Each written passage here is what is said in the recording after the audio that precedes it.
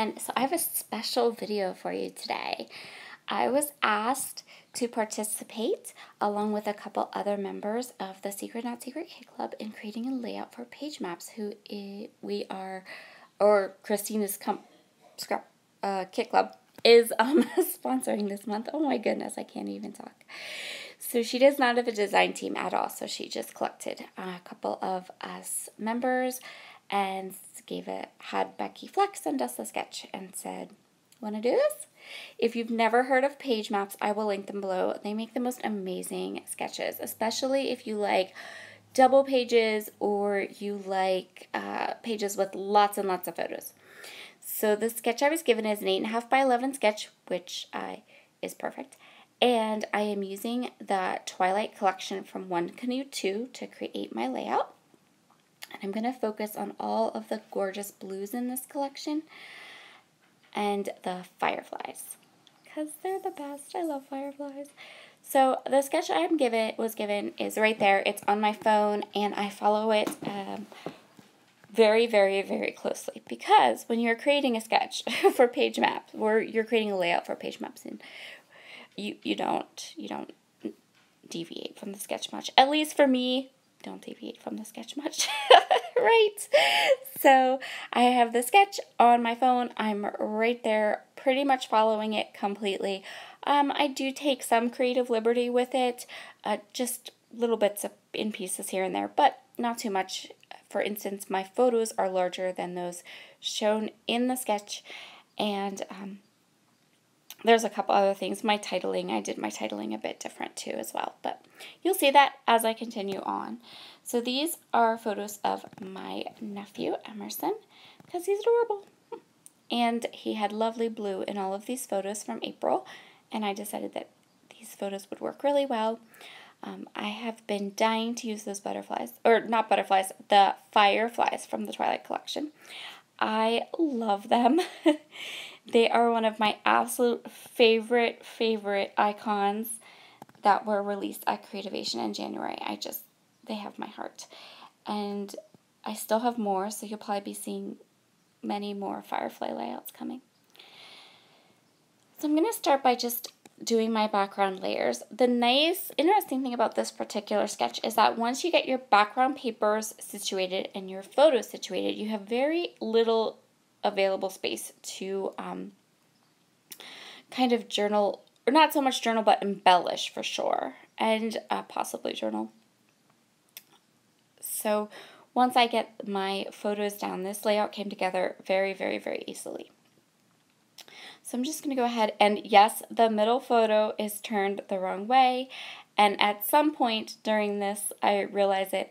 Fortunately, my tape runner the tape runner I use is incredibly forgiving, so I'm going to, at some point during this process, pick that photo up and flip it around, because it is like crooked. I just want to make sure that my photos are perfectly straight, because this layout or sketch doesn't have a lot of elements to it. If something is really wonky or crooked, it's going to show so easily. So these are the rub-ons from the collection, and these are really interesting rub-ons. At first I was a little hesitant using them because I felt like I couldn't tell if they had really stuck down or not. But once I got to some of the other elements I use off of the sheet, I was pretty good with them, and they were lovely. But they are less like a typical rub-on, and they are more maybe like a foil.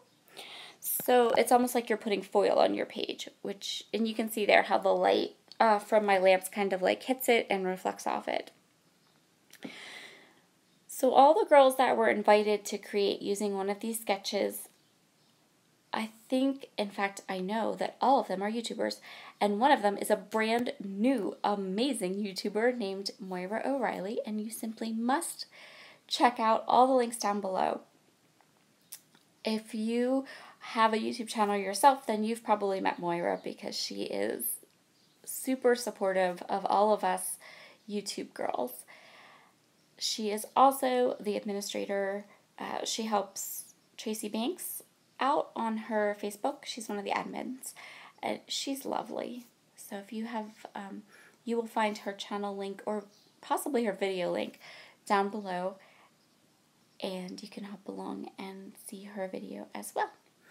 So I decided to create a banner with this little piece, and I'm going to pop up the edges of my banner with foam tape, and then I'm just going to add this is a piece from the die cut pack, and it would make a really nice place to journal. I didn't have any really thing to journal about. This little guy lives quite a distance from me, so other than FaceTiming and photos, I have yet to actually hold him, which is really sad. Poor little guy. But he's super sweet, and I do have, I do have contact with him just over the interwebs. So I'm going to add my title now, and I don't remember. I've been doing titles recently of my nieces and nephews, and I've been doing titles that say, like, sweet and then their name. So I need to stop doing that. And I don't know why. It's just kind of like my thing right now.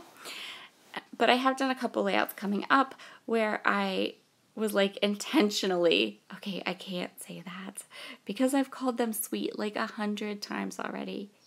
You're going to flip through this album and be like, sweet baby Ella, sweet baby M, sweet Gavin, sweet girls, sweet boys. It's going to be bad. So this is where I kind of deviated from the sketch. I deviated from my sketch in the title as well. And then I added the month that all these photos were taken to this patterned paper label that I punched.